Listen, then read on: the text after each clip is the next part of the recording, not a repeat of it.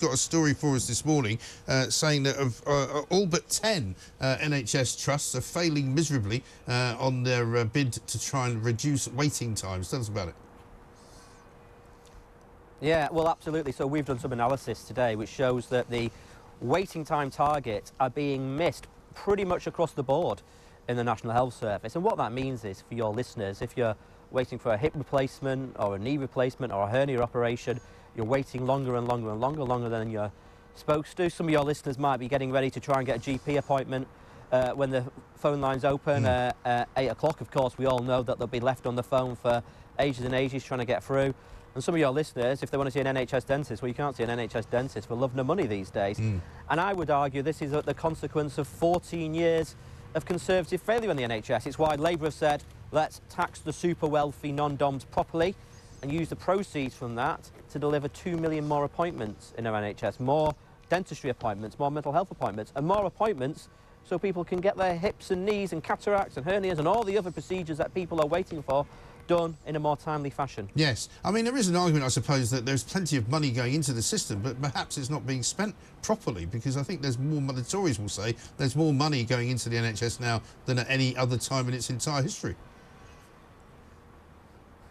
Well, you've got to reform the system as well, and the Labour Party is the party of NHS reform. You can do amazing things now if you make proper use of the digital technologies, the AI technologies. You can use AI to do more diagnostics in the NHS, for example, rather than you at 8 o'clock later this, or your listeners at 8 o'clock later this morning, desperately trying to get through and book an appointment. Why can't they do it more via their NHS apps properly? So there's things like that that can be reformed to make sure that we are improving the system and we're getting bang for our buck, that every penny piece we are spending is being spent well. At the moment, it's not under the Tories. It's why the Labour Party would be a reforming government on the NHS. Is there a possibility, though, Jonathan, that some of these reforms could be undertaken if the NHS was managed better? I'm not saying that the Tories should be let off the hook on this one. I'm just saying I wonder whether the NHS could fix some of these things themselves. Well, you know, we've had a couple, two, or at least, I think 2 or 3, certainly at least 2 reorganisations of the NHS under the Conservatives in the last 14 years.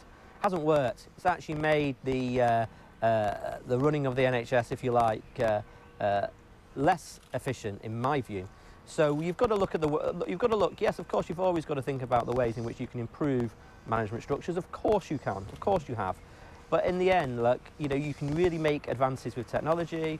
If you put that money in from the non-DOMs and say this is for appointments, to drive up appointments and drive up the activity, the surgeries, do it, you know, late at night or over the weekends, in the way it doesn't always happen at the moment, you can really make a dent in those waiting lists.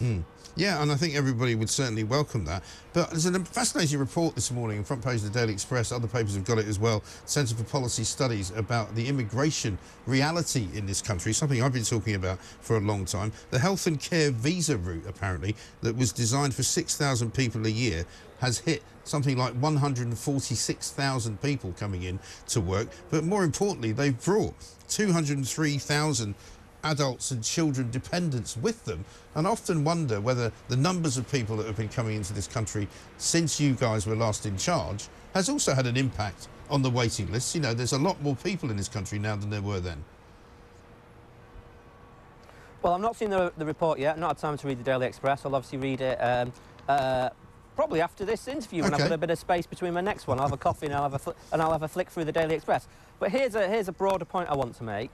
Because the government have failed to have a proper staffing strategy for our National Health Service and our social care sector, it means increasingly the government has recruited care workers, health assistants, nurses from abroad, often from countries who need those nurses and care workers because their own health and care system is not as well established as ours. And that's partly because, like, one of the early decisions this government made was to restrict training opportunities for nurses and the financing of nursing training places way back. That was in the George Osborne years.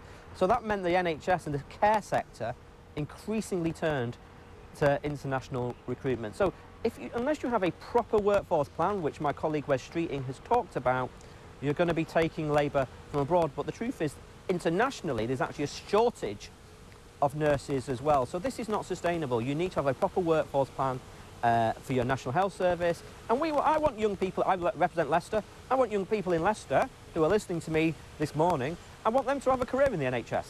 I want them to come and work in the National Health Service in the care sector, and I want them to be given the training opportunities so they can work in the NHS, because it's a great job if you can get a job in the NHS. It's rewarding, you're literally saving people's lives. I want more people from cities like my own Leicester to work in the National Health Service. So are you saying that you would stop importing labour then for work in the NHS and in the care sector? Because a lot of people would say the NHS needs to import that labour because there simply isn't enough well-educated and well-trained staff in this country, because you can't, obviously you can't train them all in overnight, can you? No, well, and that's exactly the issue, isn't it? So we have got a problem at the moment that we need staff. I mean, the last time I checked, there was something like 100,000 vacancies in the NHS and something similar in the care sector. So we need those staff now. Absolutely. So we have to use these different avenues to recruit. But what you've got to do, you've got to start investing and training up staff today with a proper workforce plan, so you're less reliant on taking staff from other countries in the future. So that is the plan. But at the moment, the Conservative government haven't even put a proper plan in place.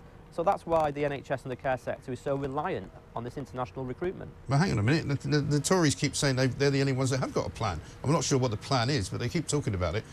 It didn't work too well last night at the airports of this country, unfortunately. The plan seemed to fall apart even as we were speaking and watching it. The E-gate problem has come back again, and it's clearly a problem that happens every time the airports get busy. Yeah. I mean, does anything work in this country? No. I mean, we've had 14 years of the Conservative government, nothing works. Nothing works. I mean, what are they going to do?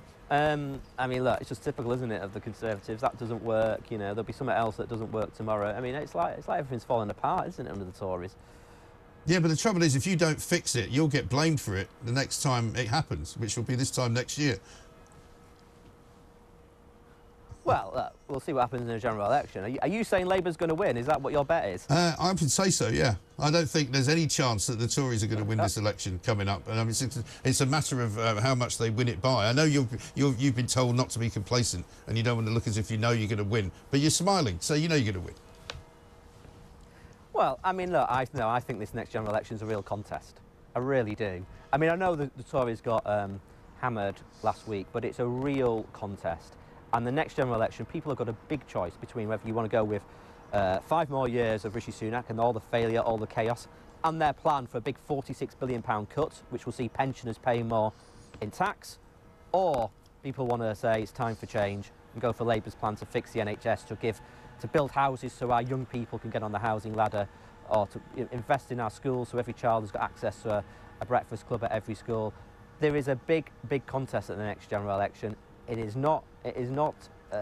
No vote has been cast yet, and at the next general election we'll be making the argument about what that divide is, what that contest is. 5 more years of the Tories after 14 years of chaos. Yeah, well, Jonathan Ashworth, well, we shall see how it all plays out. Good luck to you. Labour's Paymaster General, thank you very much indeed.